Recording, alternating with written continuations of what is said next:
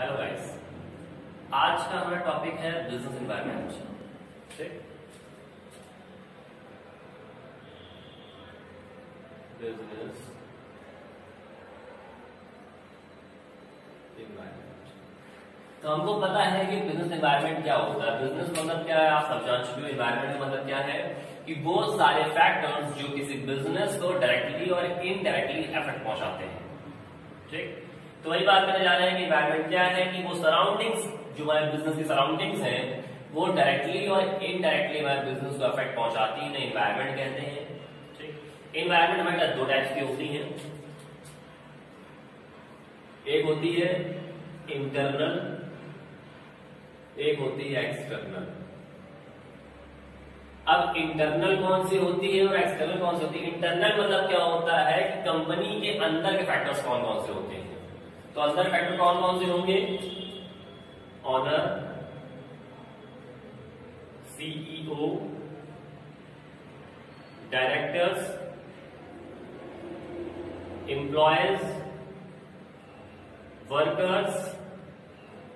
बहुत से ऐसे व्यक्ति होते हैं जो हमारे डायरेक्टली और इनडायरेक्टली इन्फ्लुएंस करते हैं। और एक्सटर्नल में आ जाओ, suppliers, lenders, government, customer, political parties. तो ऐसे ये बहुत से होते हैं एक्सटर्नल जो किसी भी बिजनेस को डायरेक्टली और इनडायरेक्टली इन्फ्लुएंस करते हैं। ठीक, अब यहां बात में जा रही है, ये तो हमारी पार्टीज हो गई जो इंटरनल एक्सटर्नल पे काम करती हैं, लेकिन अब हम बात करने जा रहे हैं कि एनवायरनमेंट कितने टाइप्स के होते हैं, जितने काम बेसिस पे किया जाता है। तो यहाँ पर बात होती है कि एनवायरनमेंट जो होता है वो दो बेसिस पे काम करता है। एक होता है माइक्रो और एक होता है मैक्रो। माइक्रो में क्या होता है कि जहां पर सिंगल यूनिट की बात करी जाए, सिंगल या सोल, अकेला। मैक्रो में क्या होता है, यहां पर ग्रुप के बेसिस पर बात की जाती है या एग्रीगेट के बेसिस पर बात करी जाती है। सिंगल में क्या है, जैसे कि आप बात कर लेते हो किसी की डिमांड के बेसिस पर, सिंगल डिमांड है, सिंगल कंज्यूमर है, सिंगल सप्लाई है, सिंगल प्रोड्यूसर है, उसके बाद सिंगल मार्केट है। तो ऐसी सारी चीजें जो सिंगल बेसिस पे काम होता है, उन सभी चीजों की जो बात करते हैं वो बात करते हैं किस पर? माइक्रो बेसिस पर। फिर बात करते हैं मैक्रो क्या होता है। तो मैक्रो में जाहिर सी बात है एग्रीगेट बेसिस पर बात हो रही है, तो यहां पर बात होगी नेशनल इनकम के बेसिस पर। यहां पर बात होगी एग्रीगेट डिमांड, एग्रीगेट सप्लाई,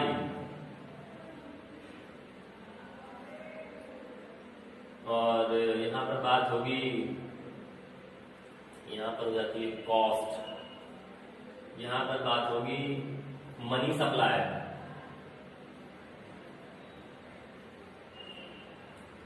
यहां पर बात होगी मार्केट इक्विलिब्रियम। तो बहुत से ऐसे पॉइंट्स हैं कि जो किसी बिजनेस को डायरेक्टली और इनडायरेक्टली इन्फ्लुएंस करते हैं या प्रभावित करते हैं, उन्हें एनवायरनमेंट कहते हैं। और एनवायरनमेंट बिजनेस के लिए बहुत जरूरी होता है। ठीक, तो बहुत सी चीजें हैं और बहुत से फैक्टर्स होते हैं, जैसे हमारा जियोग्राफिकल फैक्टर होता है और सोशल फैक्टर होता है, उसके बाद पॉलिटिकल फैक्टर्स भी हो जाते हैं और डेमोग्राफिक फैक्टर भी होता है।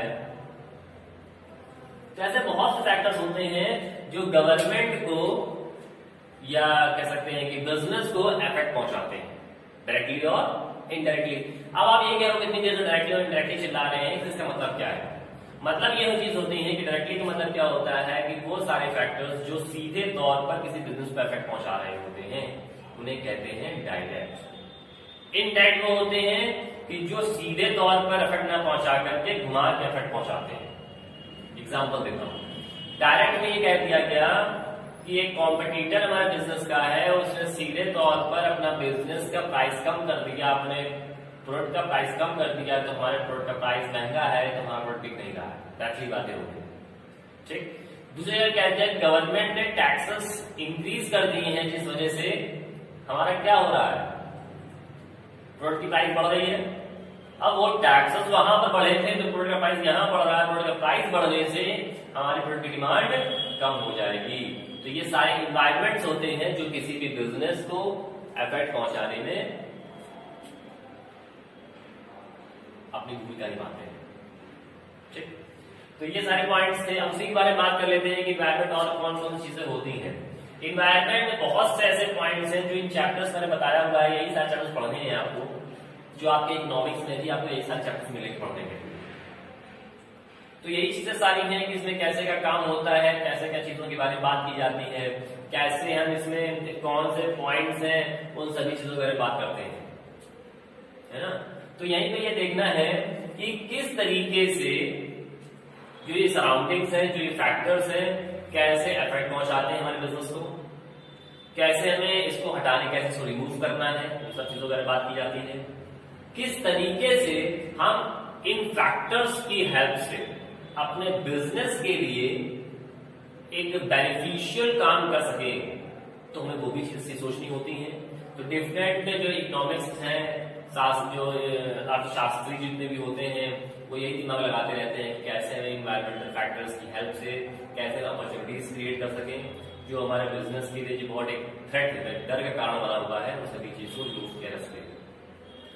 तो इन सभी चीजों पर हमें बात करनी होती है, इन सभी चीजों पर हमें काम करना होता है, और यही सारी चीजें देखनी होती हैं कि किस तरीके से जो सराउंडिंग्स है हमारे चारों ओर, हमारे बिजनेस के चारों ओर उसकी, उन सभी चीज पर सही तरीके से काम करना होता है, ताकि वो हमारे बिजनेस पर इफेक्ट ना पहुंचा सके, ताकि हमारा बिजनेस सर्वाइव ना करने लगे कॉम्पिटिशन बेसिस पर, ताकि हमारा बिजनेस लॉस ना होने लगे, प्रॉफिट कम ना होने लगे, हमारे कस्टमर्स की डिमांड ना कम होने लगे, क्वालिटी में कुछ चेंजमेंट ना आने लगे। तो हमें सारी जो सराउंडिंग्स हैं, हमारे जितने फैक्टर्स हैं, चाहे हमारा फिक्स फैक्टर हो, चाहे वेरिएबल फैक्टर्स हो, बहुत से फैक्टर्स होते हैं किसी भी कंपनी के चलने के लिए, किसी कंपनी के रन करने में। तो ये सारे फैक्टर्स की हमें स्टडी करनी होती है, और ये सारी स्टडी हम इन्वायरमेंट बेसिस पर बिजनेस इन्वायरमेंट में स्टडी करते हैं, और ये बहुत यूजफुल और हेल्पफुल होती है किसी बिजनेस को इस्टेब्लिश और उसको रन करने के लिए, उसकी ग्रोथ के लिए। तो हम लोग ये सारे पॉइंट्स डिस्कस किए हैं, लोगों ने आज इंट्रोड्यूस किया हुआ है। ये सारे पॉइंट्स मैंने इकोनॉमिक्स में एक्सप्लेन किए हुए हैं। मेरा बताना काम ये था कि ये पॉइंट्स क्या होते हैं, कैसे क्या चीजें होती हैं। फिर भी अगर आपको लगता है कि हमें ये चीज एक्सप्लेन करनी चाहिए, ये पॉइंट्स एक्सप्लेन करने चाहिए, तो आप हमको कमेंट में मैसेज कर सकते हो, और पर्सनली भी मैसेज कर सकते हो।